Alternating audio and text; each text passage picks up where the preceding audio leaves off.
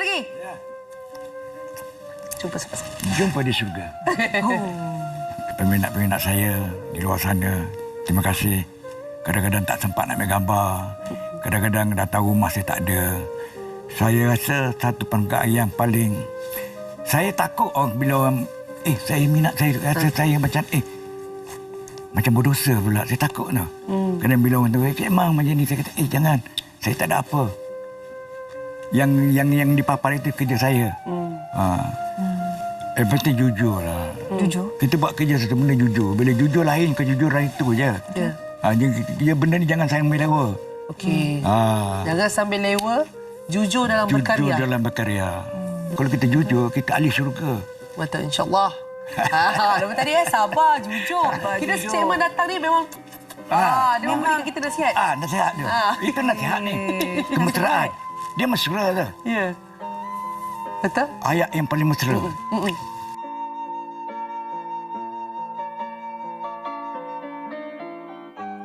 Assalamualaikum dan selamat pagi para penonton MHI. Naz Rahman dan Sufian Nur Soleh Tun menemani anda Khamis 6 Ogos dan kita mula dengan berita duka cita. Semestinya satu kehilangan besar dalam industri dan kami yang pernah pada sebulan yang lalu berpeluang untuk berbicara bersama dengan arwah Kamarul Haji Yusof, lebih mesra, lebih disayangi dan lebih selalu dipanggil sebagai Cik Man. Kita kehilangan suatu butir permata yang baru saja meninggalkan kita semalam. Pelakon veteran Kamarul Zaman Yusof atau lebih dikenali dengan panggilan Cik Man kita meninggal dunia di Hospital Tanah Merah, Kelantan akibat serangan jantung pada jam 5.15 petang semalam. Dan sebenarnya kalau kita mengenang semula jasa beliau dalam industri semestinya bukan kecil.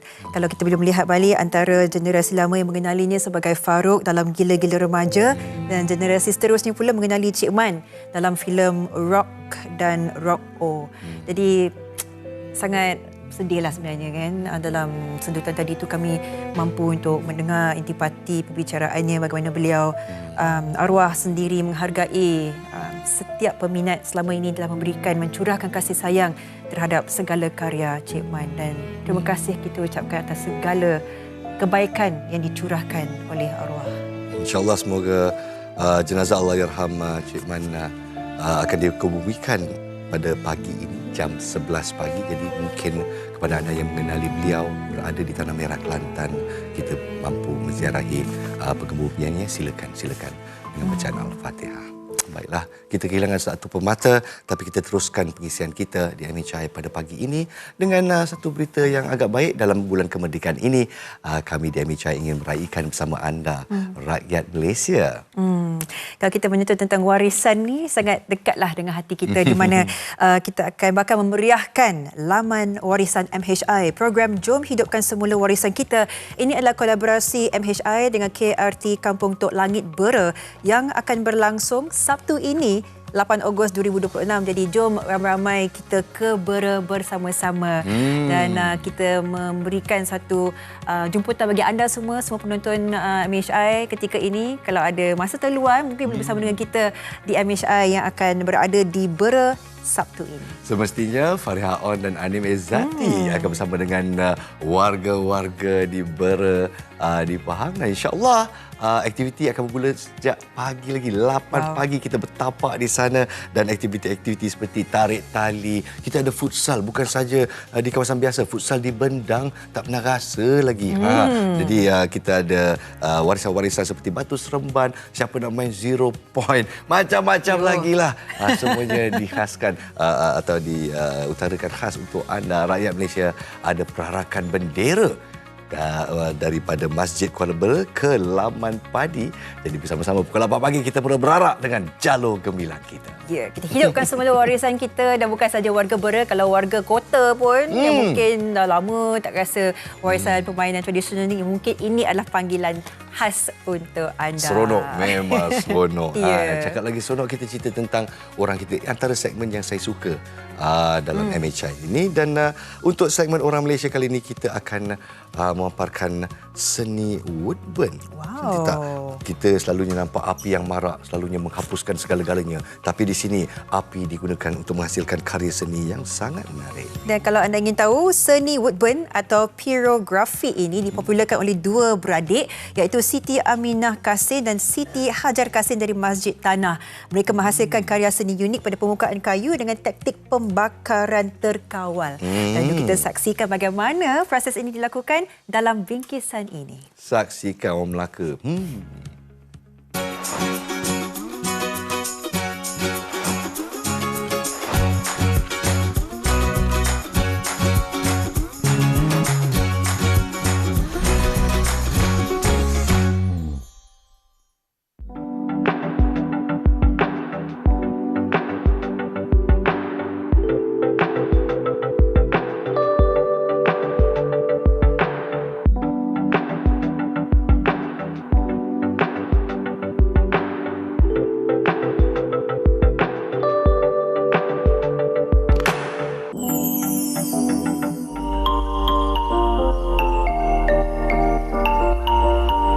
Sekeping kayu yang kelihatan biasa, kini diberi nafas baru menerusi satu cabang seni yang dikenali sebagai woodburn. Menggunakan haba sebagai medium utama, seni ini menghasilkan pelbagai corak dan ilustrasi melalui teknik pembakaran permukaan kayu pada suhu tertentu. Bagi dua beradik dari Melaka, Siti Aminah Kasin dan Siti Hajar Kasin, seni ini terus diperjuangkan agar lebih ramai mengenali dan menghargainya. Mereka mula menceburi seni woodburn pada tahun 2020 apabila perniagaan semen fero yang diasaskan sebelum ini kurang mendapat permintaan akibat pandemik COVID-19. Kraft tangan woodburn ni kita bermula 4 tahun lepas. Woodburn ni kami start sendiri. Kita explore sendiri. Explore dari mana? Pinterest, kat YouTube. Seni woodburn ni tak ramai orang buat. Tak ramai orang buat dan kami start sebenarnya bermulanya woodburn ni disebabkan PKP. Sebab semen fero kan produk dia kan besar-besar. Kita nak post pun tak boleh. Jadi kita kena cari satu bisnes lain tapi craft juga dan boleh post. Dia tak berat. So, permulaan tu agak sukar juga sebab kita nak dapatkan, orang kata kita nak dapatkan tune untuk gunakan pen tu, macam mana cara dia, haba dia semua. Sebab dia ada temperature dia. Kita kena setting temperature tu untuk kesesuaian kayu sebab kita banyak try kayu-kayu jugalah. Seni yang menggunakan pen pyrografi ini memerlukan pengendalian yang teliti dan tahap disiplin yang tinggi. Walaupun alatan tersebut kelihatan mudah dan ringan, pengendali perlu memastikan peralatan diletakkan di tempat yang selamat selain mengelakkan sentuhan terus pada mata pen yang masih panas. Berbeza dengan lukisan biasa, seni woodburn memerlukan kawalan suhu, tekanan tangan dan teknik pembakaran yang tepat. Selain itu, pemilihan jenis kayu turut memainkan peranan penting kerana setiap permukaan memberikan kesan pembakaran yang berbeza. Kayu untuk kalau woodburn, kayu memang macam-macam jenis. Tapi ada yang satu memang paling tak boleh guna langsung, ada certain kayu yang boleh guna tapi tak digalakkan, ada certain kayu memang selalu orang guna. Kalau untuk produk kami, kita orang prefer plywood. Tapi plywood kita orang grade A. Sebab apa? Sebab dia paling mudah kita akses. Kita paling mudah dapat. Tapi ada setengah orang juga dia guna kayu pokok. Dia kalau nak nampak betul-betul estetik, nampak betul cantik, kayu pokok. Tak kisah pokok apa, yang penting pokok bergetah je kan. Sebab nanti bila kita bakar tu ada getah dia. Yang tu dah jadi bahaya. Keunikan seni ini membuka ruang kepada pelbagai jenis tempahan produk seperti rantai kunci, frame bergambar dan potret mengikut permintaan pelanggan. Selain memerlukan tahap fokus yang tinggi, penghasilan woodburn turut menuntut kesabaran kerana kesilapan kecil mampu menjejaskan keseluruhan hasil. Kebiasaannya kalau silap kita orang kecil, kita masih boleh lagi yang kata cover. Sebab ada kita guna drill kecil atau kita ada pemadam yang untuk kayu punya. Tapi itu untuk yang masalah problem kecil-kecil lah. Kalau kata dah besar masalah tu, kalau memang silap banyak, terpaksa reject. Dia dah jadi burn terus lah. Yes. Memang pernah ada. Dia kaya tu betul. Memang tak boleh pakai lah. Selalunya, api ni dianggap pemusnah ataupun bahaya bagi sesetengah orang. Tapi tidak bagi Cik Hajar ataupun pengkarya seni woodburn. Sebab api inilah yang akan menghidupkan karya mereka. Apa yang saya boleh relate dengan kehidupan?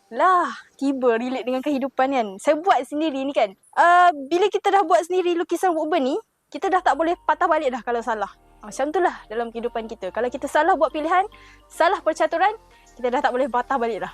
Tak boleh buang dah kesalahan tu. Betul tak Cik Hajar? Ya, betul.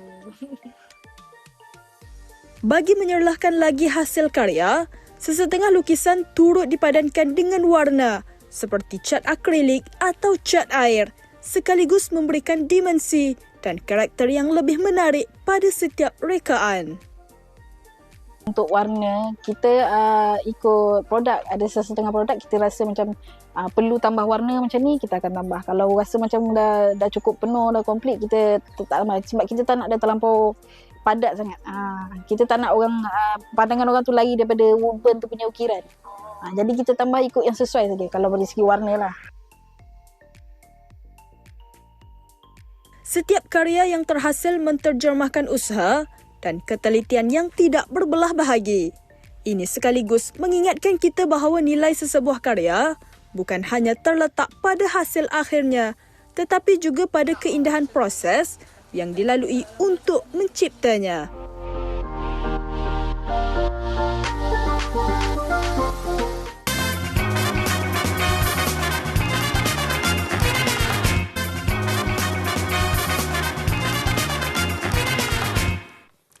Baik, terima kasih kerana bersama kami di MHI dan pengisian kita hari ini menarik ya Sofia. Terutamanya kalau kita bercakap kepada anda yang kata beli beras untuk keluarga.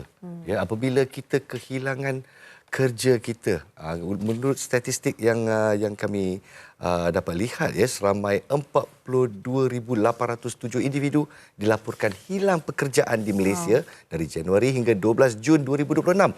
6 bulan pertama tahun ini menurut sumber dari Rekod Perkeso. Jadi yang saya terperanjat juga, golongan umur 25 hingga 39 tahun. Golongan belia inilah yang paling terjejas akibat penutupan perniagaan dan sektor pembuatan menjadi antara punca utama peningkatan ini. Keadaan geopolitikal pun agak kencang buat masa ini dan workforce kita juga terjejas ya. Dan kalau kita menyentuh tentang kehilangan pekerjaan ni, saya percaya ramai kita takut bila dengar dengan teruan ni sebab ialah kos sara hidup macam mana, yang berkeluarga macam mana. Yang belum berkeluarga pun tak tentu kita boleh menjalani kehidupan dengan orang kata selesa dan perasaan tanpa rasa takut kalau hilang pekerjaan tu kan. Jadi kita nak tahu bagaimana kita nak mengenal pasti antara cara untuk kita bangkit semula untuk meningkatkan skill set kita dalam pelbagai cara supaya kita tidak berdepan dengan situasi ini. Kita terus bersama dengan pakar kita yang bersama dengan kita di studio, Dr. Rushda Helmi Muhammad, pensyarah kanan Pusat Kajian Psikologi dan Kesejahteraan Manusia, Fakulti Sains Sosial dan Kemanusiaan, Universiti Kebangsaan Malaysia. Assalamualaikum. Salam. Jadi doktor, kita nak melihat premis kita di sini bahawa kalau kita hilang pekerjaan ni tak mana kita hilang segala-galanya. Betul. Tapi waktu kita hilang kerja tu betul rambut saya hitam, gelap macam masa depan saya macam tu kan. Jadi mungkin pandangan doktor apabila seorang individu tu mula berdepan dengan situasi tersebut. Baik. Terima kasih Nas. Baik, untuk persoalan hilang kerja ni, kalau kita tengok pada Nas punya statistik tadi, kalau kita bagikan 42,000 tu dengan 6 bulan, lebih kurang satu hari 230 orang. Wow. Hilang kerja lah. Hilang kerja tu macam masyarakat lah. Mungkin downsizing, right sizing, whatever kan. Dan dalam pada itu banyak, kalau seorang pencarum contohnya, mereka akan dapat skim insurans pekerjaan dan boleh dibantu lah sebanyak 6 bulan semua kan. Terima kasih Perkeso. Ya, terima kasih Perkeso. Cuma kita juga kena faham bahawa situasi ini bukan situasi yang in silo. Bermaksud ia adalah satu benda yang global. Semua negara ataupun semua di tempat di dunia ini mengalami benda yang sama. Kan? Dan kita sebenarnya sebagai seorang pekerja, kita juga berdepan dengan persaingan. Bukan sahaja lokal, tetapi pendatang, mungkin expat pendatang. So, jadi benda tu mendatangkan competition kepada kita dan ada masanya mungkin kita hilang kerja dan hilang kerja tu tak semestinya kita di lay off kan, tapi ada yang memilih untuk berhenti, ada yang terpaksa hilang kerja sebab masalah kesihatan, kemalangan apa semua kan. Tetapi perkara itu memang kita perlu tempuh dan memang kalau kita yang tak mengalaminya mungkin akan rasa macam senang lah orang cakap kan. Cuma dalam hal ini kita kena faham bahawa banyak bantuan dan juga banyak support yang disediakan oleh kerajaan terutamanya untuk membolehkan pekerja yang hilang pekerjaan tu dalam apa sahaja segi. Ada yang kalau hilang kerja sebab dia downsizing, dia punya package lain lah. Siapa yang hilang kerja sebab masalah kesihatan, kemalangan, pilihan upaya, so dia ada rehabilitasi juga. Ini semua khas untuk mereka yang mencarum dalam perkeso lah. Saya suka bila doktor sebutkan ada juga yang memilih untuk berhenti kerja disebabkan atas faktor kesihatan yang merudum disebabkan kerja tersebut. Dan kita juga bersama dengan seorang individu ini yang ada perkongsiannya bersama dengan kita melalui panggilan telefon. Kita bersama dengan Puan Nurul Rosli di talian. Assalamualaikum Puan. Ya, Waalaikumsalam. Baik Puan, terima kasih bersama kita. Baik Puan, kita difahamkannya di mana Puan sendiri melalui burnout pada tahun 2022. Nak berhenti kerja pada ketika itu sebab kesihatan dah merudum. Dan bila dah masuk hospital dan sebagainya, dan akhirnya Puan sendiri yang membuat keputusan untuk berhenti. Begitu ke? Bagaimana Puan boleh perincikan sikit bagaimana Puan ke arah membuat keputusan yang besar seperti itu? Silakan. Okey. Seperti mana yang saya beritahu, tahun 2022 tu saya start rasa stres. Tapi keadaan tu saya masih boleh tahan. Sampailah pada satu saat tu saya masuk hospital. And then doktor ada tanya sama ada saya terlampau stres atau kerja terlalu banyak. Bebanan kerja lah maksudnya. So bila dia manifestasi dari segi kesihatan tu, mungkin Puan boleh cerita sikit apakah masalah kesihatan yang Puan hadapi? Oh, sebab kebelakangan tu saya asyik kena gastrik. Okay. Gastrik yang sangat terlampau apa tu kita cakap tak boleh nak tahan sampai dia rasa macam sakit. Dia tu simptom dia macam kena heart attack. Wow, okey. Ya, sakit dia tu terlampau sakit sebab saya actually memang keadaan saya memang saya ada perut yang agak sensitif. Okey. Tetapi disebabkan simptom yang agak tinggi tu saya decide untuk pergi buat pemeriksaan atas nasihat saya punya bos. So bila dah pergi ke klinik baru diberitahu tentang masalah kesihatan dan berpunca daripada stres. Jadi adakah doktor ada buat ujian kolonoskopi and then doktor ada buat beberapa ujian. Dan daripada situ doktor ada explain the few diagnosis. Dan macam mana adakah Puan mengambil keputusan untuk berhenti kerja serta-merta?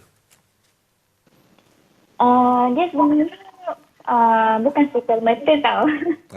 Nak tahu juga. Sebab saya daripada tahun 2022 tu saya memang ada apply dekat beberapa tempat lah. Cuma mungkin tak ada rezeki. Yang paling membuatkan saya betul-betul rasa tak tahan bila mana saya macam mengalami mental depression. Mental depression ya. Dan Puan sekarang macam mana? Masih bekerja ataupun dah berhenti? Dah berhenti dah. Saya resign pagi bulan 4 hari tu. Dan Puan sekarang macam mana mencari rezeki sendiri ke? Cara sendiri ke ataupun ada mungkin sokongan daripada pihak luar, pihak lain, pihak keluarga? Saya macam ada buat part time sikit lah. Part time sikit maksudnya saya ada tolong keluarga untuk buat jualan jeli kelapa. Saya tolong ibu saya untuk bisnes nasi Arab. Alhamdulillah ada usaha Puan untuk bangkit semula ya. Terima Ya, kasih ada. dengan perkongsiannya. Dan sekarang ni saya rasa lebih tenang. Alhamdulillah. Alhamdulillah tenang. Jadi ada di antara yang mencari jalan keluar, mungkin ada kecekalan diri atau resilience yang lebih mendalam. Tapi untuk kebanyakannya bila dia hilang kerja ni dia rasa dia macam hilang punca, dia hilang harga diri, dia hilang reason to live dia. Ya. Jadi mungkin doktor boleh masuk di sini. Sebab dalam bilik kehilangan kerja ni, kita ni ada ekosistem. Ada 4 perkara yang penting. Pertama sekali, psikologi. Kedua, fisiologi. Ketiga, keuangan. Dan keempat, sosial. So, ekosistem ni maksudnya dia perlu ada untuk stabil. So, contohnya kalau kita hilang kerja, atas apa-apa sebab lah, okay, kita punya keuangan tu akan terjejas lah, of course. Sudah tentunya. Walaupun kita kata macam tak apa, kita mungkin ada simpanan, tapi kita kena realistik. Tak semua orang boleh menyimpan dengan banyak dan cukup. Itu kita kena cuma hakikat itu. Jadi bila salah satu daripada anchor ni jatuh, contohnya keuangan jatuh. Sebab tu tadi yang Puan tadi cakap, mula-mula dia hilang kerja ataupun dia stres kan. Itu bermula dengan stres dulu. Lepas tu dia akan datang kepada fizikal. Kemudian efek kepada keuangan dia. Dan akhir sekali, mungkin kadang-kadang kita akan juga hilang orang yang terdekat dengan kita. Kawan-kawan, sosial. So bila itu berlaku, kadang-kala memang akan mendatangkan masalah lah kepada kita. Masalah mental tu memang biasa. Ya. Okay, doktor, saya tertanya kat sini kan sebab kita hakikatnya kita khususnya duduk di bandar kan memang kosnya tinggi. Nas, kalau kita yang berkeluarga dengan anak-anak yang membesar, Tepuk kepala jugalah. Apa saja memang perlukan wang, perlukan kos. Tapi kalau sekiranya badan tubuh kita ni memang dah tak boleh function, dah tak boleh nak berfungsi, sakit, penyakit kronik keluar disebabkan stres yang melampau. Setiap orang lain ketahanannya terhadap tekanan dan stres. Saya percaya begitu. Dan bagaimana kita mengimbangi keadaan ini di mana kita perlu wang yang cukup untuk kehidupan, untuk kelangsungan hidup keluarga kita. Pada masa yang sama tubuh kita ni tak bagi kerjasama. Sakit sini, sakit sini, masuk hospital. Macam Puan Rosli tadi, terus dia berubah arah baru dia tenang. Jadi bagi yang lain-lain ni yang mungkin masih kita dalam keadaan yang sama, stres bertahun-tahun, tapi nak kena cari wang rezeki ni, bagaimana kita mengimbangi keadaan mental dan psikologi kita, doktor? Sebenarnya itu memang perkara yang banyak dihadapi sekarang oleh pekerja-pekerja. So nak berhenti kerja tak boleh. Kan? Sebab ada komitmen. Ada komitmen. Ada financial burden. Jadi dia kebanyakan masa ni mereka akan stay lah. Tapi dalam masa yang sama, mereka akan jadi sangat stres, sangat burn out kan. Dan tak boleh nak hadapi semua kerja. Tak boleh nak pergi kerja. Contoh, tapi kena pergi. Itu dia punya situasi kan. So dalam hal ini saya bila saya melihat secara praktikal, kita memang banyak bantuan-bantuan untuk kita jumpa kaunselor atau bantuan daripada segi psikologi terutamanya. Kalau ikut saya punya fakulti saya pun, kami ada sediakan perkhidmatan itulah. Tapi berbentuk macam pusat klinik psikologi. Tapi ada sedikit pembayaran, tapi saya rasa masih affordable. So kita memang kena baiki ataupun kita kena protect our mind first. And then kita kena cari bantuan psikologi supaya kita boleh terus dapat mengimbangi lah. So maybe dia tidak sepenuhnya boleh recover ataupun boleh cover semua, tapi dia bantu. Dia membantu. Bercakap pasal bantuan pula, dari segi kewangan saya difahamkan jikalau kita sebagai pekerja mencarum bersama dengan PKSO, kita dilindungi selama 6 bulan. Betul. 3 bulan pertama dibayar gaji penuh. Betul. Dan 3 bulan seterusnya dibayar gaji setengah, kalau tak salah saya ya. Jadi adakah ini satu sistem yang kita semua mencarum, tapi saya pasti tak banyak yang tahu, betul tak? Betul, ya. Jadi memang itu adalah satu skim yang sangat baik yang kerajaan. Saya rasa sekarang dia masih lagi, RUU tu masih lagi digubah, silap saya. Saya baca semalam, untuk menambah baik kepada sistem yang ada kan.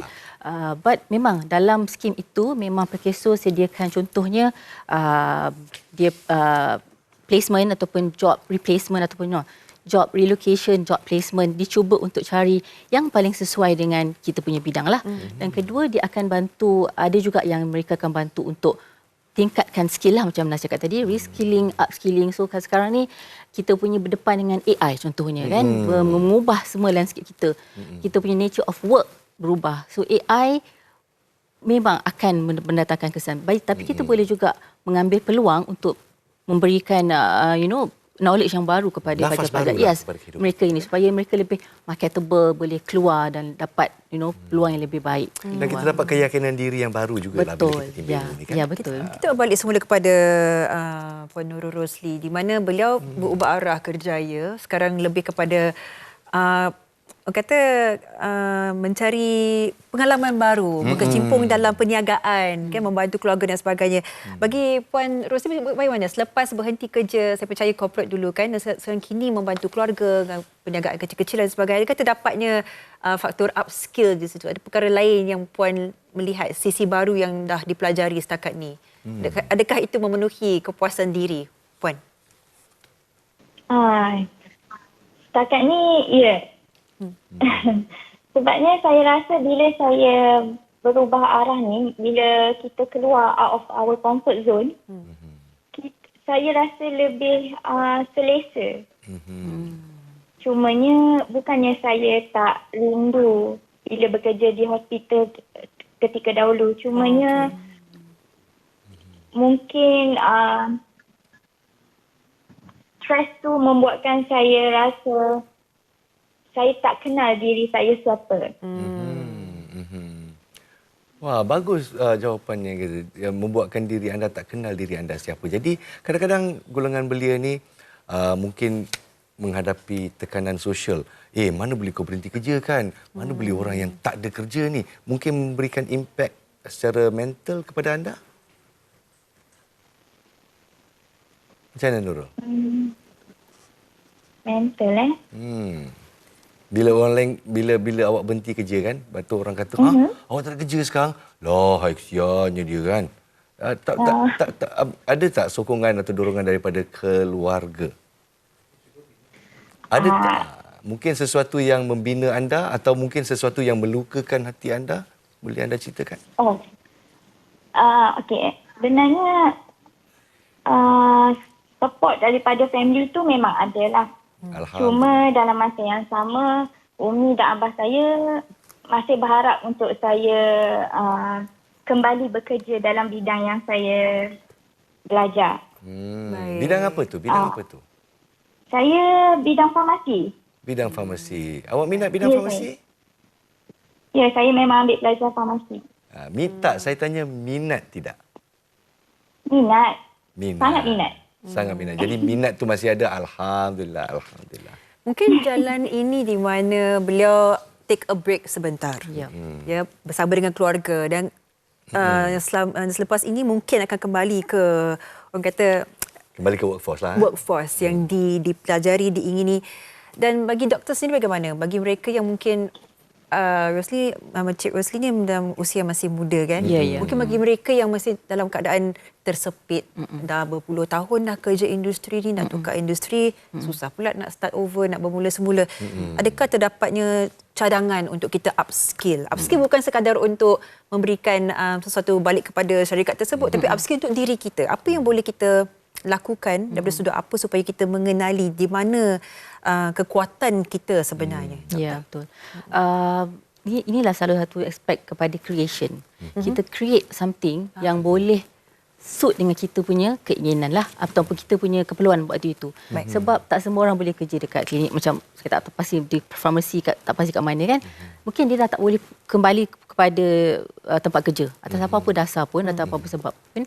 Tapi beliau divert sikit pergi ke something yang sangat berbeza, contohnya berniaga. Bagus, tak ada masalah pun. Memang itu adalah satu benda yang selagi mana boleh membantu dia untuk survive, kelangsungan hidup. Ya, kelangsungan hidup dan dia boleh kurangkan dia punya stres. Dia boleh beliau boleh patut teruskan saja, tak ada masalah. Dan belajar berniaga, kita belajar sesuatu yang baru. Ya, kan? Satu skill yang baru juga. Betul. Ya. Jadi dalam bantuan daripada pihak kerajaan dan juga agensi kerajaan untuk kita menaik taraf skills kita.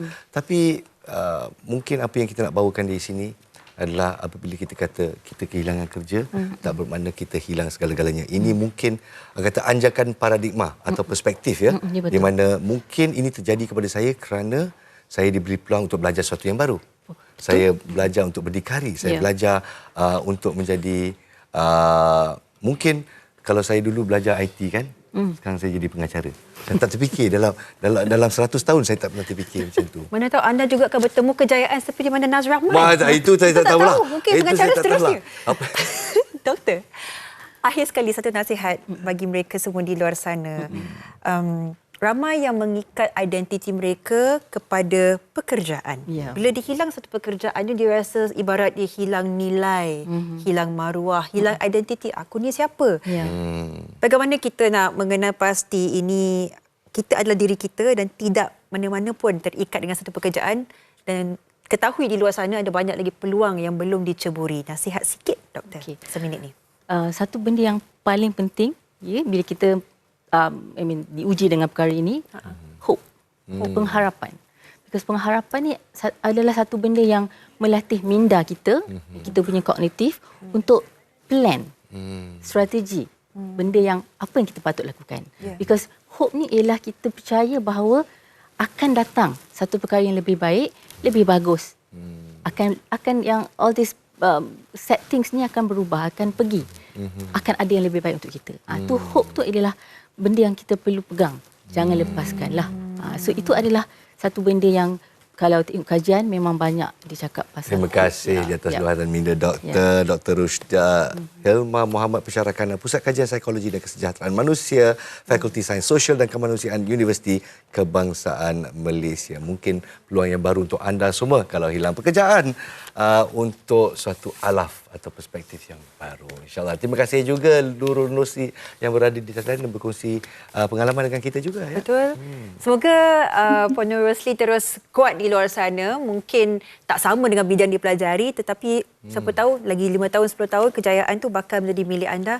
Hope, kepercayaan, husnuzan. Boleh menjadi peniaga jeli kelapa termasyhur di Malaysia. Mana tahu itu rezeki anda, kan? Amin. Amin. Terima kasih Nurul. Sama-sama. Okey, kita berehat seketika di MHI. Ada azam baru nak jadi penjual jeli? Siapa yang jadi partner saya, silakan. Boleh, Kita baiklah. akan berehat seketika, teruskan menonton Malaysia hari ini.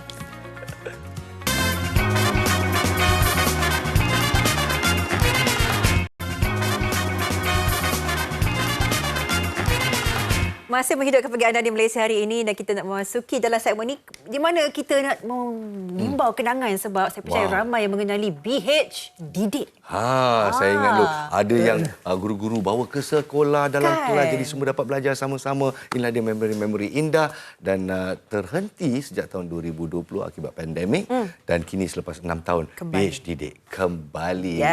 Jadi kita bersama dengan pengarang kumpulan berita harian Tuan Zulkifli Jalil.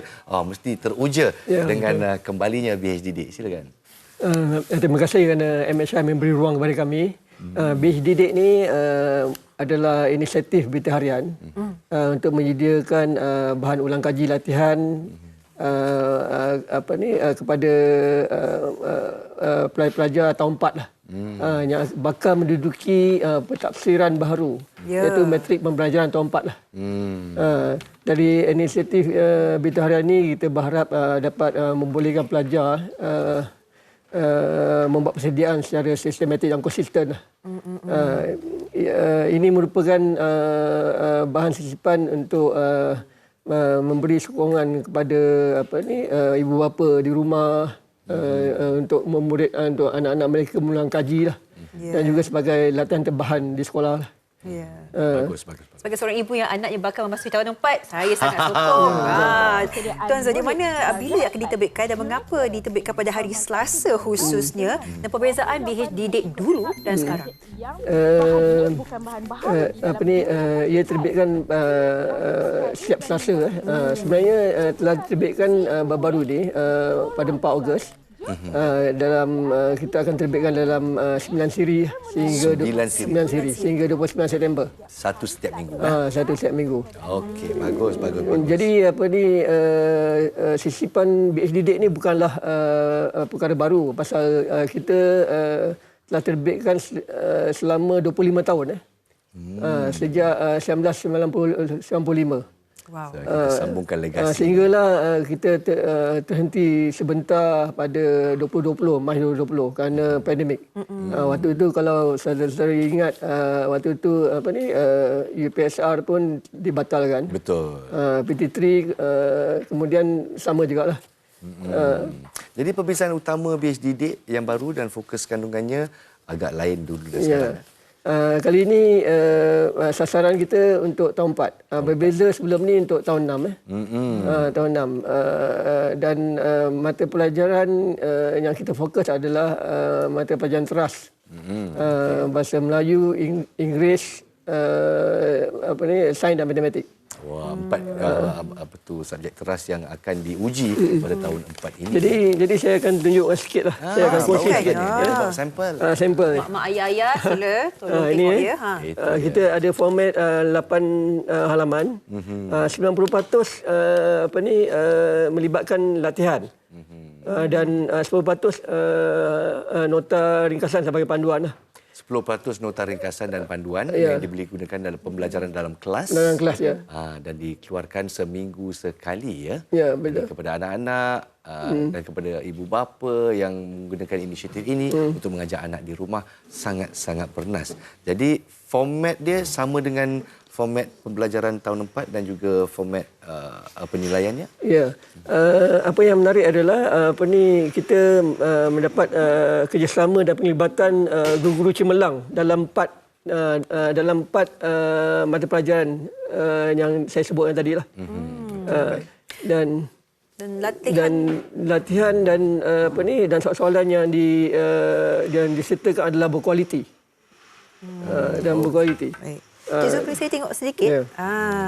Terasa nostalgia, menggamit nostalgia untuk Sofia. Ya, ingat tak anak-anak? Jadi selama ni memang kita banyak melihat digital, tapi kini ada satu orang kata sebab yang kukuh untuk kita dapatkan yang fizikal untuk kita perlihatkan apa yang di dalam ini kan. Merapatkan jurang digital, terutamanya dari segi pembelajaran.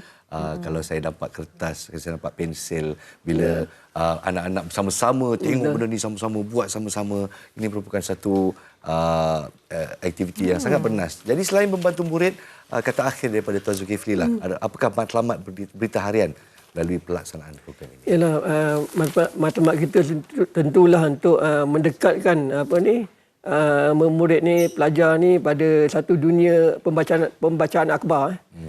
Apabila PhD ni disisipkan dalam akhbar nasional ni, saya tak langsung mereka boleh mengikuti isu-isu semasa, boleh membina dia punya minda kan. Dan kalau kita tengok pun peperiksaan yang mereka hadapi juga perlu mengikuti isu-isu semasa lah. Betul. Dan saya amat mengalukanlah kerjasama dan pelibatan syarikat milik kerajaan, JSC, syarikat swasta untuk bersama membangunkan pendidikan negara lah. Ini boleh dilakukan melalui tajaan edaran BH dan sistem didik ni ke sekolah. Alhamdulillah. Saya percaya ramai ibu bapa pun turut teruja macam saya sebab kita belajar macam ni lah. Dulu ingat tak?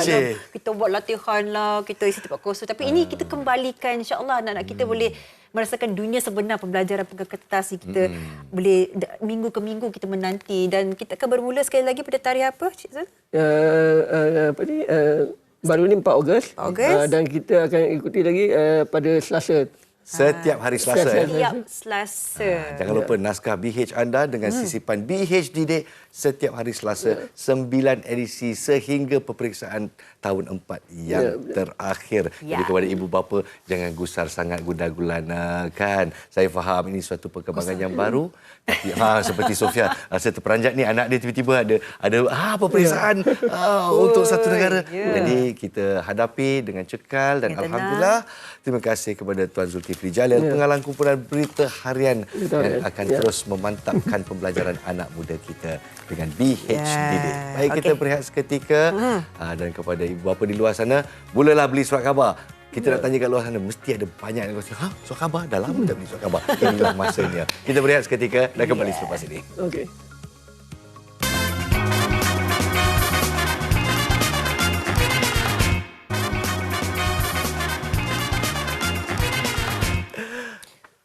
Okey, Okey, Nas, kita sampai satu segmen yang sangat-sangat menarik. Betul. Menarik sebab saya kena sebab kipas sikit apa? Sofia Nur Soliaton di sini. Semakin panas studio ini. Terlalu banyak testosteron di sini ya. Terlalu banyak jantan yang gantang-gantang lagi montok-montok di sini ya. Boleh Awak teruskan ala-ala itu, teruskan. Tiba-tiba cakap sabar pula. Kenapa kita cakap sabar di sini? Kerana cakap sabar ni sebenarnya berjangkit. Saya baca Nas lagi teruja dengan saya sebab kita ada barisan pelakon filem Tiket Sehala. Dan Tiket Sehala yang sedang berada di Pawagam sekarang menjuruskan tentang scam pekerjaan antarabangsa dan kolaborasi antara Malaysia dan Korea Selatan. Hebat. Malaysia, South Korea, world class. Dari Malaysia, kita ada Noki Keklik dan juga Aini Mustafa, dan dari Korea, kita bawakan Jun Tazen. I hope we pronounce your name correctly, Jun Tazen. I prefer Hyunjun. My real name. Okay. Jun. So we just call you Jun. Yeah, it's better. Yes. How's Malaysia so far for you, Jun? It's always good. Like I've been here like third. I forgot. Like, third time, I guess. Already third So every time I come, I'm really nice. Kali ketiga, Jun berada di Malaysia. Kita dah macam orang Malaysia dah. Exactly. Third time you become Malaysian already. Where's his passport? Give him his passport. Okay. Well, we're going to start off, kita mulakan dengan premis Tiket Sehala ni. Tak selalu kita akan ambil suatu topik yang berat ya ini seperti scam pekerjaan dan kolaborasi. Jadi macam mana perasaan Noki? Walaupun filem keempat anda kan? Ya, betul. Tapi sekarang dah jadi star antarabangsa macam tu. Alhamdulillah, rezeki dapat rasa. Jadi nak tanya juga Noki, kenapa banyak orang terpedaya dengan job scam ni kan? Okey, mungkin macam kalau situasi yang Noki perasan dan Noki pernah lalui sendiri. Manusia ni kalau dia dalam satu masalah yang besar, kita akan ataupun masa yang suntuk kita kena cari jalan penyelesaian untuk masalah tu. That's why kalau ada datang opportunity yang lumayan kita tahu, offer dia lumayan. Sometimes kita dah tak fikir kalau aku ambil ni apa yang akan jadi depan. Kita tak fikir dah. Kita akan macam tak apa. Biar aku hadap benda tu. Yang penting settle dulu masalah satu ni. So benda-benda macam tu yang punca selalu orang ditipu. Disebabkan orang tengah lalui masalah yang orang tak boleh handle. Yang Noki perasan lah. Kita terlalu terdesak untuk melakukan sesuatu, kita tak berfikir panjang. Betul. Kita ikut emosi. Betul. Kita macam tak apa, yang penting ini settle. Nanti yang lain tak boleh handle. Jadi so benda tu rasanya ramai orang dah pernah lalui. Betul. Diambil kesempatan. Betul. Kita minta tentang emosi kan, Aini. Apa antara adegan dalam filem ni yang Aini rasa macam, sebab Aini bermula sebagai seorang stunt woman. Dia seorang pelakon watak, pelakon apa? Aksi ngeri. Jadi daripada stunt woman menjadi seorang yang membawa watak yang paling rasa emosi dalam adegannya. Apa untuk Aini?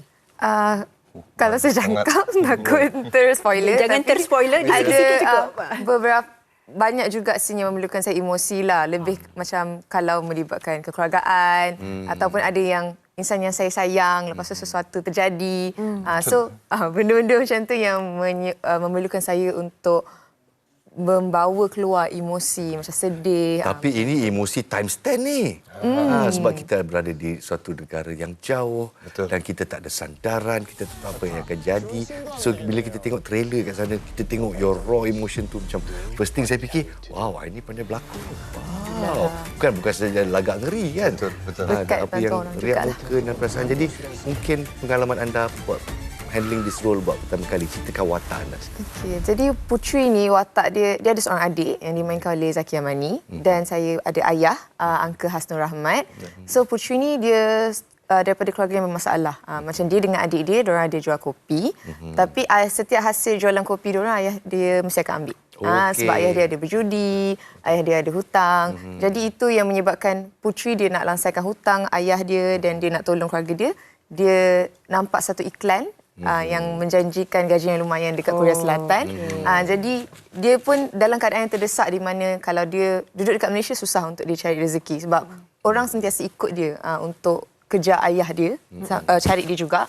So dia ambil opportunity tu untuk tak apalah pergi dekat Korea Selatan dulu, nanti adik dia akan menyusul. Ya, habis kat situ. Jangan review sangat. No more spoiler. Antagonis ni kena ada kat Korea lah. Betul. So inilah dia. Jun, you play as the antagonist. The bad guy. The villain. Are you the bad guy or the good guy? Or the hero? I'm a good guy. You're a good guy. I'm bad guy. I'm part of villain. That's why I cannot believe you're a bad guy because you look so innocent. Yeah. Right. Even though you Too handsome to be a villain. terima kasih, so- terima kasih. Your third time in Malaysia, and is this your first movie role, or it's been, It's my first movie role like internationally, Yes. Malaysia and Korea. So it's really special for me. It's really special. What's been your best moment or your biggest challenge? I didn't have really challenges here. Oh, yeah? Because people were really nice and it was easy to get used to that. But the most challenge was in Korea, the winter season. Oh, it you were was shooting really, in really, winter? even I'm Korean, it was really cold. Dia sendiri rasa sejuk tu, bayangkan kita. Alamak. He was saying like even if the local Korean is cold, imagine him, was really the cold. Malaysian guy. We don't have winter here. Exactly. Oh, macam mana perasaan? Was that your biggest challenge?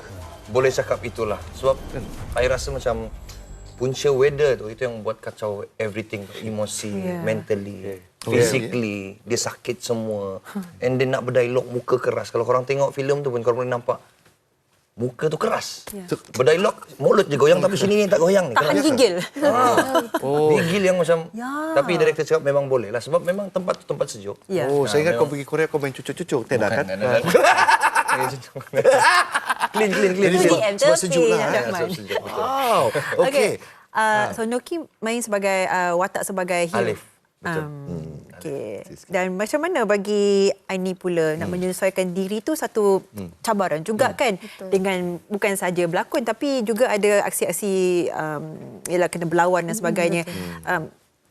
Mudah atau tidak tu menyesuaikan diri dengan segala perubahan yang mendadak tu? Okay, bagi saya sebab ini adalah first debut filem saya, jadi mesti banyak yang saya kena belajar lah. Dari segi aksi, alhamdulillah untuk saya mungkin makanan.